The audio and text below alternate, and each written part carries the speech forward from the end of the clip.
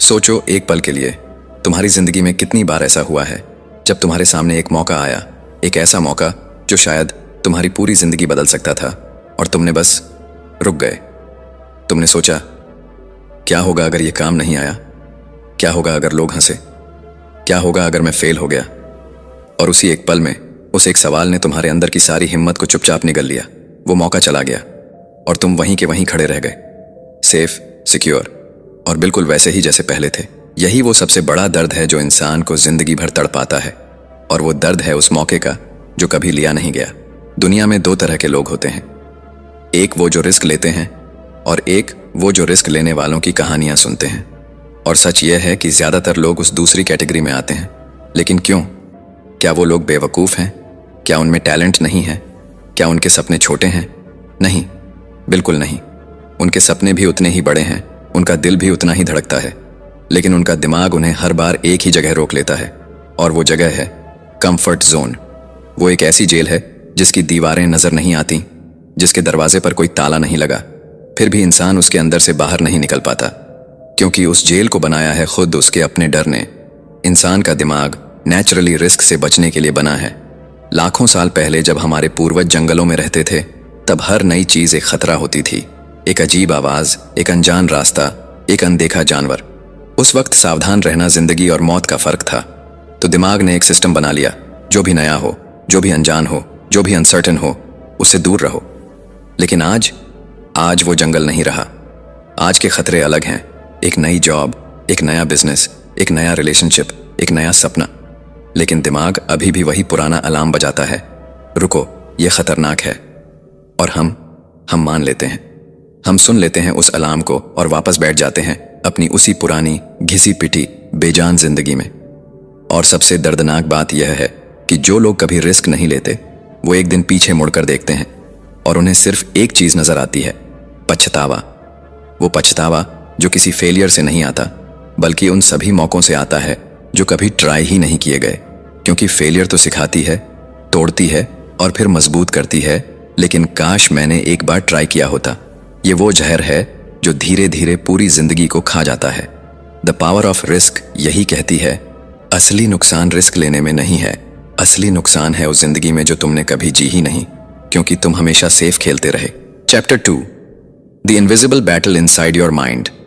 हर रोज सुबह जब तुम उठते हो तो एक लड़ाई शुरू होती है। यह लड़ाई किसी दुश्मन से नहीं होती, किसी बाहरी इंसान से नहीं होती। यह लड़ाई होती है तुम्हारे अपने दिमाग के अंदर। एक तरफ होता है वो हिस्सा जो कहता है, उठो, कुछ करो, आगे बढ़ो, वो सपना पूरा करो जो तुमने रात को देखा था। और दूसरी तरफ होता है वो हिस्सा जो कहता है, रुको, सोचो, क्या जरूरत है इतना रिस्क लेने की, सब ठीक तो है अभी। और यही दो आवाजें, यही दो ताकतें हर इंसान की जिंदगी को या तो ऊंचाई पर ले जाती हैं, या फिर उसी एक जगह पर रोक कर रख देती हैं जहां वो 5 साल पहले था। यह कोई छोटी लड़ाई नहीं है, यह तुम्हारी पूरी जिंदगी की सबसे बड़ी लड़ाई है। साइंस इसे कहता है एमिगडाला हाईजैक। तुम्हारे दिमाग में एक छोटा सा हिस्सा होता है जिसका नाम है एमिगडाला, और यही वो विलन है जो तुम्हें हर बार रोकता है। जैसे ही तुम्हारे सामने कोई नई अपॉर्चुनिटी आती है, कोई बड़ा डिसीजन आता है, कोई ऐसा कदम जो तुम्हारी जिंदगी बदल सकता है, यह एमिगडाला तुरंत एक्टिवेट हो जाता है। यह तुम्हारे पूरे शरीर में एक सिग्नल भेजता है, डेंजर, डेंजर, रुको, ये सेफ नहीं है। और उसी पल तुम्हारा दिल तेज धड़कने लगता है, हाथ पसीने से भीगने लगते हैं और दिमाग हजारों नेगेटिव सिनेरियोज बनाने लगता है। यह सब कुछ एक सेकंड से भी कम वक्त में होता है, और तुम उस मौके को ठुकरा देते हो, बिना सोचे कि यही वो मौका था जिसका तुम सालों से इंतजार कर रहे थे। लेकिन इस लड़ाई का दूसरा हिस्सा भी है, और वो हिस्सा है तुम्हारा प्रीफ्रंटल कॉर्टेक्स। ये तुम्हारे दिमाग का वो हिस्सा है जो सोचता है, समझता है, प्लान करता है, और सबसे जरूरी, ये वो हिस्सा है जो जानता है कि रिस्क लेना जरूरी है।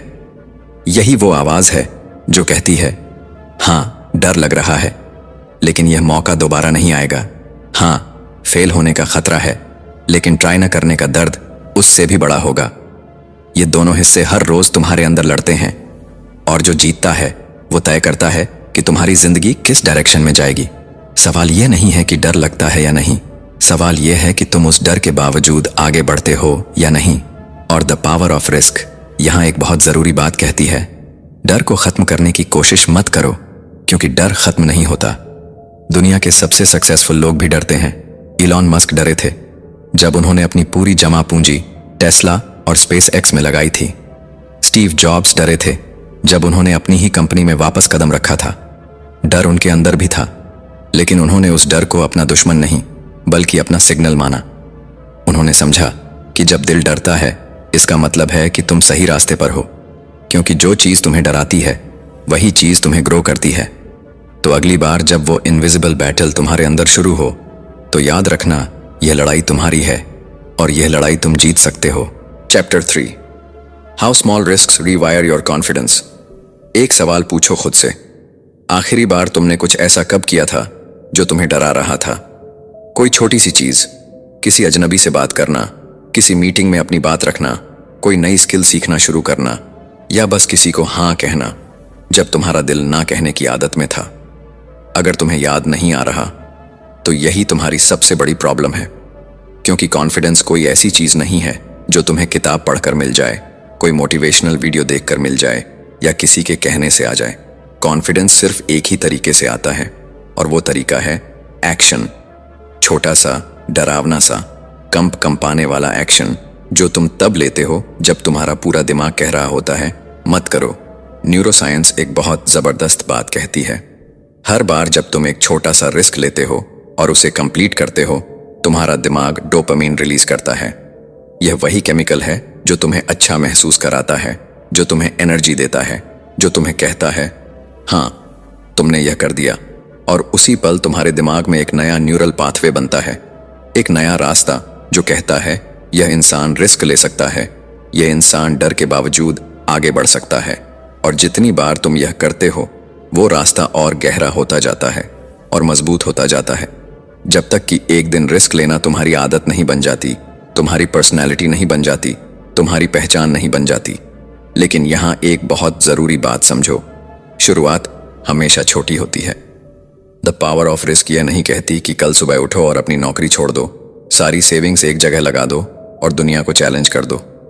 नहीं, यह बुक कहती है कि कॉन्फिडेंस एक मसल की तरह है और मसल को बड़ा करने के लिए पहले छोटे वेट्स उठाने पड़ते हैं।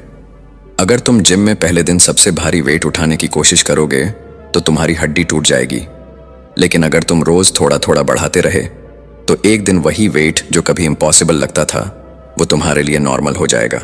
ठीक यही होता है कॉन्फिडेंस के साथ, एक छोटा रिस्क, फिर थोड़ा बड़ा, फिर उससे भी बड़ा, और एक दिन तुम खुद हैरान हो जाओगे कि तुम वो इंसान कब बन गए जिससे बाकी लोग इंस्पायर होते हैं। और सबसे जबरदस्त बात यह है कि यह प्रोसेस सिर्फ तुम्हारे कॉन्फिडेंस को नहीं बदलती, यह तुम्हारी पूरी आइडेंटिटी को बदल देती है। जब तुम बार बार छोटे रिस्क लेते हो तो एक दिन तुम खुद को उस इंसान की तरह देखने लगते हो जो डरता नहीं, जो रुकता नहीं, जो हर चैलेंज को एक नए मौके की तरह देखता है। और जब तुम्हारी अपनी नज़र में तुम्हारी इमेज बदल जाती है तो तुम्हारी जिंदगी भी बदल जाती है, क्योंकि तुम हमेशा वही बनते हो जो तुम खुद को मानते हो। और द पावर ऑफ रिस्क तुम्हें यही सिखाती है कि अपने आप को एक रिस्क टेकर मानना शुरू करो, एक छोटे से कदम से, आज से, अभी से। Chapter 4, the hidden opportunity in chaos. जिंदगी में कभी ना कभी एक ऐसा वक्त आता है जब सब कुछ बिखरा हुआ लगता है। वो नौकरी जो तुम्हें सेफ लगती थी अचानक चली जाती है। वो रिलेशनशिप जिस पर तुम्हें पूरा भरोसा था एक दिन टूट जाती है। वो प्लान जो तुमने महीनों सोचकर बनाया था एक झटके में धूल में मिल जाता है।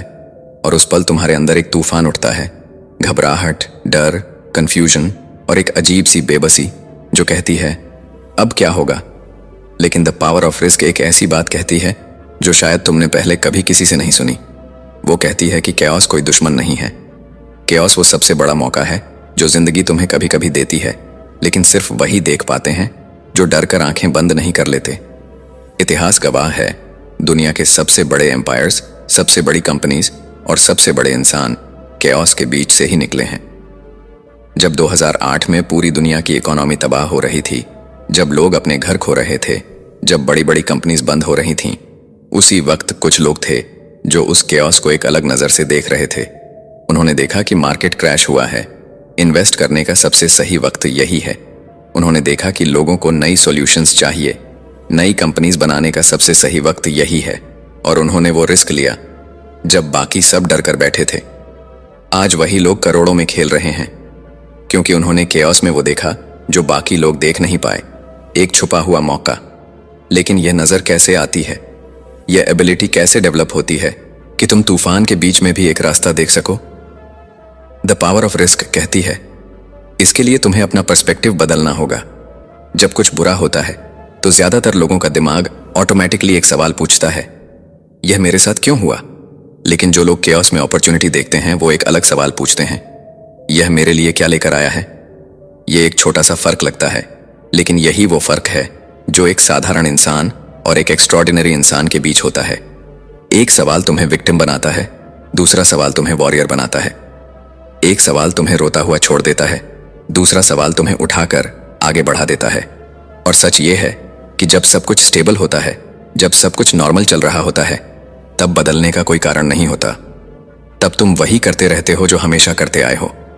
लेकिन जब केओस आता है, जब जिंदगी तुम्हें एक धक्का देती है, तब तुम्हारे पास एक चॉइस होती है। या तो तुम उस धक्के से गिर जाओ और वहीं बैठे रहो, या फिर तुम उस धक्के की एनर्जी को यूज करो और उससे भी आगे उड़ जाओ। द पावर ऑफ रिस्क तुम्हें यही सिखाती है कि केओस तुम्हारा अंत नहीं है, केओस तुम्हारी नई शुरुआत है। और जो इंसान यह समझ लेता है, उसे दुनिया की कोई भी तबाही कभी तोड़ नहीं सकती, क्योंकि वो हर टूटन में एक नई इमारत की नींव देखता है। Chapter 5 why bold people win bigger in life. हर इंसान की जिंदगी में एक ऐसा पल आता है जब सब कुछ बिखरता हुआ महसूस होता है। वो मोमेंट जब तुम्हारी मेहनत फेल हो जाती है, जब जिस चीज पर तुमने भरोसा किया था वही टूट जाती है। और उसी पल इंसान के अंदर एक आवाज उठती है, बस अब और नहीं। यही ब्रेकिंग पॉइंट होता है, वो जगह जहां ज्यादातर लोग वापस कंफर्ट जोन में भाग जाते हैं, लेकिन कुछ लोग वहीं से अपनी नई कहानी शुरू करते हैं। एक एंटरप्रेन्योर ने अपनी पूरी सेविंग्स एक बिजनेस में लगा दी। उसे पूरा यकीन था कि यह आइडिया उसकी जिंदगी बदल देगा।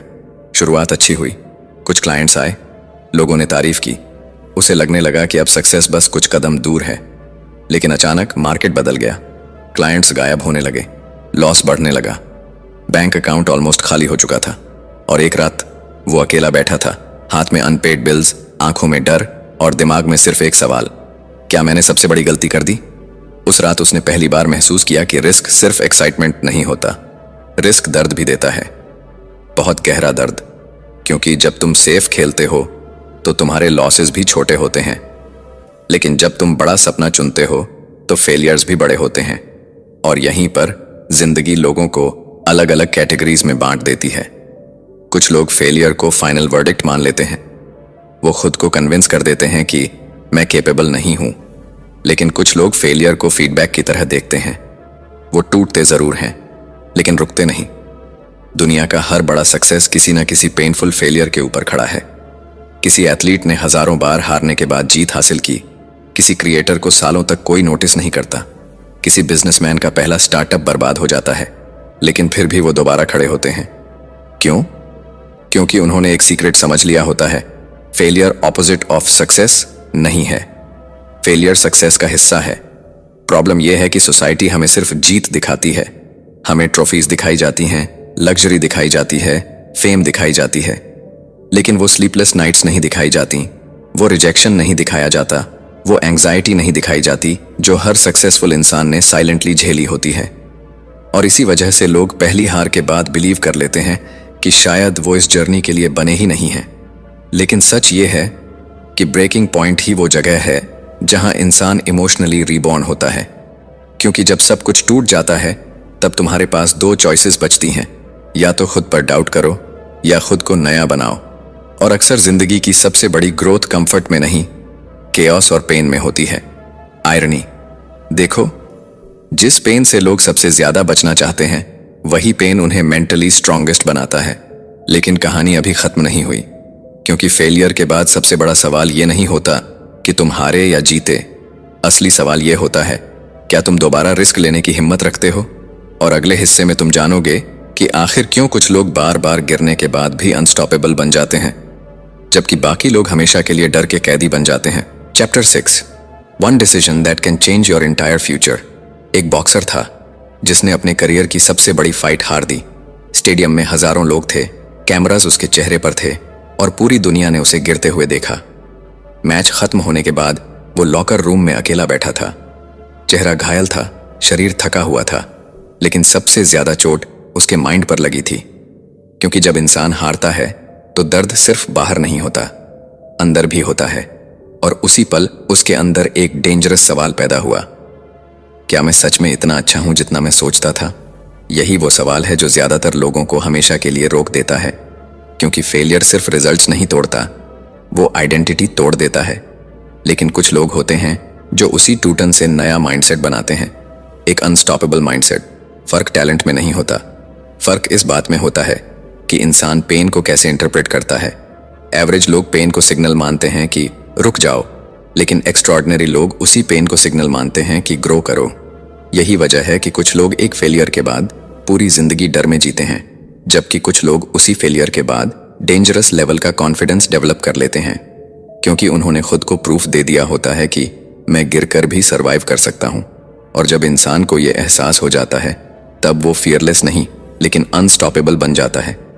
इमेजिन करो एक वॉरियर को जिसने 100 बैटल्स लड़ी हैं, क्या उसे डर नहीं लगता? बिल्कुल लगता है, लेकिन उसका रिलेशनशिप फियर के साथ बदल चुका होता है। वो जानता है कि डर टेम्पोरेरी है, लेकिन रिग्रेट परमानेंट हो सकता है, इसलिए वो फिर मैदान में उतरता है। जिंदगी में भी यही माइंडसेट गेम बदलता है। रिस्क लेने वाले लोग स्पेशल पैदा नहीं होते, वो बस धीरे धीरे अपने माइंड को ट्रेन करते हैं। हर छोटा रिस्क उनके कॉन्फिडेंस को थोड़ा और मजबूत बनाता है, हर फेलियर उन्हें इमोशनली टफर बनाता है। और एक दिन वही इंसान जो कभी छोटे डिसीजन से डरता था, बड़े बड़े चैलेंजेस को कामली फेस करने लगता है। क्योंकि करेज का मतलब डर का खत्म होना नहीं है, करेज का मतलब है डर के बावजूद एक्शन लेना। दुनिया में जितने भी लेजेंड्स हुए हैं, उनकी जिंदगी का कॉमन पैटर्न यही था। उन्होंने अनसर्टेनिटी से दोस्ती कर ली थी।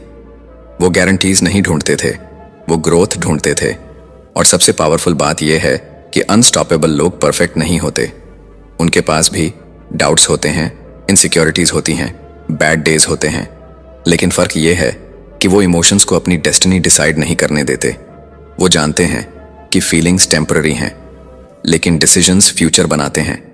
और यहीं पर जिंदगी का सबसे बड़ा ट्रांसफॉर्मेशन होता है, जब इंसान कंफर्ट से ज्यादा ग्रोथ को चूज करने लगता है, जब वो सेफ रहने के बजाय अलाइव महसूस करना चाहता है। लेकिन अब कहानी अपने आखिरी मोड़ पर पहुंच चुकी है, क्योंकि आखिरी सवाल अभी बाकी है। अगर जिंदगी में हर बड़ा बदलाव रिस्क मांगता है, तो आखिर वो एक डिसीजन कौन सा है जो इंसान की पूरी डेस्टिनी बदल सकता है? अगले हिस्से में तुम्हें उसी अल्टीमेट ट्रूथ का सामना होगा। Chapter 7, becoming the person who dares to win. एक बूढ़ा आदमी खिड़की के पास बैठा था। बारिश हो रही थी। उसके हाथों की झुर्रियां बता रही थीं कि उसने जिंदगी के कई साल देख लिए हैं, लेकिन उसकी आंखों में एक अजीब सी उदासी थी। क्योंकि उम्र बढ़ने के साथ इंसान को अपने फेलियर्स कम याद रहते हैं, रिग्रेट्स ज्यादा याद रहते हैं। और उस आदमी के अंदर भी एक रिग्रेट बार बार गूंज रहा था, काश मैंने कोशिश की होती। उसने जिंदगी भर सेफ खेला, स्टेबल जॉब की, लोगों को खुश रखा, कभी बड़ा रिस्क नहीं लिया। बाहर से उसकी जिंदगी ठीक दिखती थी, लेकिन अंदर कहीं ना कहीं वो जानता था कि उसने अपने असली सपनों को जीने की हिम्मत कभी नहीं की। और यही जिंदगी का सबसे पेनफुल ट्रूथ है। आखिर में इंसान अपने लॉसेस पर नहीं रोता, वो उन मौकों पर रोता है जिन्हें उसने डर की वजह से खो दिया। क्योंकि समय वापस नहीं आता, अपॉर्चुनिटीज वापस नहीं आती। और सबसे खतरनाक बात यह है कि जिंदगी धीरे धीरे निकल जाती है, इतने धीरे कि इंसान को एहसास ही नहीं होता कि वो जी कम रहा है, बस सरवाइव ज्यादा कर रहा है। सोचो, अगर आज से 5 साल बाद तुम्हारी जिंदगी बिल्कुल वैसी ही रही जैसी अभी है, तो क्या तुम सच में खुश रहोगे? वही रूटीन, वही एक्सक्यूजेस, वही फियर्स। यही वो सवाल है जिससे ज्यादातर लोग भागते हैं, क्योंकि डीप इनसाइड उन्हें पता होता है कि वो और ज्यादा कर सकते हैं। लेकिन प्रॉब्लम यह है कि लोग परफेक्ट मोमेंट का इंतजार करते रहते हैं। जब पैसे ज्यादा होंगे तब शुरू करूंगा, जब कॉन्फिडेंस आएगा तब कोशिश करूंगा, जब सही समय आएगा तब रिस्क लूंगा। लेकिन रियलिटी यह है कि सही समय कभी नहीं आता। जिंदगी हमेशा अनसर्टेन रहेगी, हमेशा कुछ न कुछ मिसिंग रहेगा। और जो लोग परफेक्ट कंडीशंस का इंतजार करते हैं, वो अक्सर पूरी जिंदगी इंतजार ही करते रह जाते हैं। दुनिया के हर बड़े बदलाव की शुरुआत एक अनकंफर्टेबल डिसीजन से हुई है। किसी ने सिक्योर नौकरी छोड़ी, किसी ने अपने डर का सामना किया, किसी ने लोगों की हंसी इग्नोर की। और उन्हीं डिसीजंस ने ऑर्डिनरी लोगों को एक्स्ट्राऑर्डिनरी बना दिया। क्योंकि डेस्टिनी अचानक नहीं बदलती, वो डिसीजन से बदलती है, छोटे छोटे डिसीजंस जो इंसान फियर के बावजूद लेता है। और शायद जिंदगी का सबसे बड़ा रिस्क बिजनेस शुरू करना नहीं है, पैसे इन्वेस्ट करना नहीं है, या नई जगह जाना नहीं है। शायद सबसे बड़ा रिस्क ये है कि एक दिन तुम पीछे मुड़कर देखो और महसूस करो कि तुमने कभी अपनी असली पोटेंशियल को जीने की कोशिश ही नहीं की। यही वो पेन है जिससे कोई बच नहीं सकता। इसीलिए सवाल ये नहीं है कि क्या रिस्क डेंजरस है, सवाल ये है कि क्या बिना रिस्क के जिंदगी सच में जी जा सकती है। क्योंकि हर बड़ा सपना अनसर्टेनिटी मांगता है, हर ट्रांसफॉर्मेशन डिस्कम्फर्ट मांगता है, और हर एक्स्ट्रॉर्डिनरी लाइफ करेज मांगती है। अब फैसला तुम्हारे हाथ में है। तुम वही जिंदगी चुन सकते हो जहां सब प्रिडिक्टेबल है लेकिन अंदर से खाली है, या फिर तुम वो रास्ता चुन सकते हो जहां डर होगा, फेलियर्स होंगे, अनसर्टेनिटी होगी, लेकिन वहीं कहीं तुम्हारा असली वर्जन भी तुम्हारा इंतजार कर रहा होगा। और शायद यही द पावर ऑफ रिस्क का सबसे बड़ा सीक्रेट है।